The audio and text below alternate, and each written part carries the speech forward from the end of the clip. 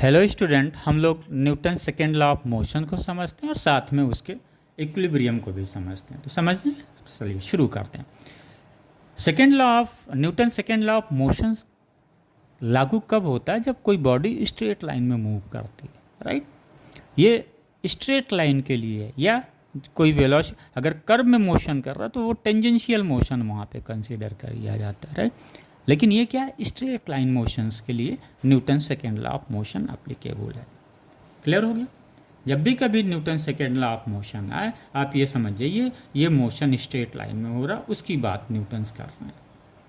तो ये क्या बोलते हैं, if any body of mass m is moving in straight line with acceleration a, then force act on the body of mass m according to Newton's second law of motion F equal to ma।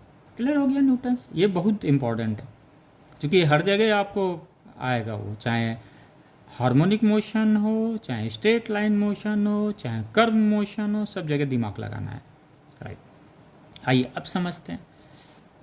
If a body is moving in straight line with uniform velocity, uniform velocity का मतलब क्या हुआ? Velocity constant होनी चाहिए। अगर यहाँ पे uniform speed लिखेगा, इसका मतलब क्या हुआ? स्पीड कांस्टेंट होगा। क्योंकि यहाँ पे हम एक्सेलरेशंस की बात करते हैं, तो एक्सेलरेशन में क्या होता है, rate of change of velocity हम लोग पढ़ते हैं, इसलिए यहाँ पे हमने लिखा है यूनिफॉर्म वेलोसिटी। तो एक्सेलरेशन बॉडी पे क्या होगा? Rate of change of velocity. क्योंकि वेलोसिटी क्या है? यूनिफॉर्म है। यूनिफॉर्म वेलोसिटी का मतलब क्या हो? वेलोसिटी कांस्टेंट है।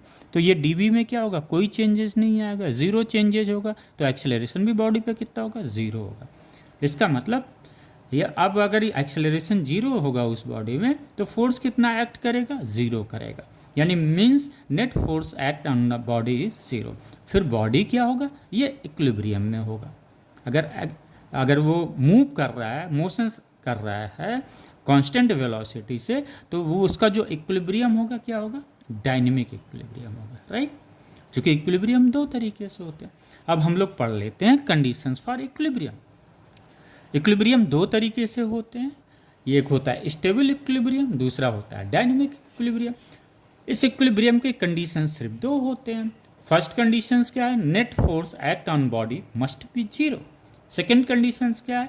Net torque act on body must also be zero. यही दो कंडीशंस हैं। टॉर्क तभी लगेगा जब कर्व मोशन होगा। अगर स्ट्रेट लाइन मोशन है तो टॉर्क अप्लीकेबल नहीं होगा।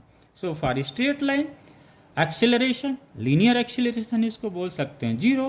For curve motion angular acceleration